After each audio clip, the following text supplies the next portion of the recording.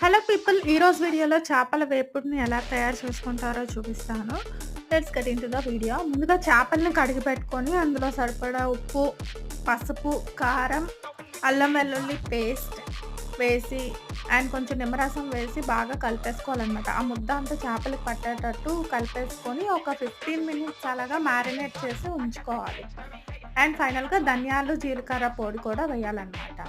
ఇలా ఉంచుకొని నెక్స్ట్ ఇంకొక పాన్ తీసుకొని అందులోని ఆయిల్ వేసి ముందుగా మనం మ్యారినేట్ చేసిన చేప ముక్కల్ని ఆయిల్‌లోని 15 మినిట్స్ పాటు మీడియం ఫ్లేమ్‌లో బోత్ సైడ్స్ కూడా వేపాలనమాట. ఇలా వేపిన తర్వాత మనము ఫైనల్‌గా కొత్తిమీర ఉంటే కొత్తిమీరని వేసేసుకొని ఆ కొత్తిమీరతో పాటు ఈ చేప ముక్కలు వేగేటట్టు చూసుకోవాలనమాట.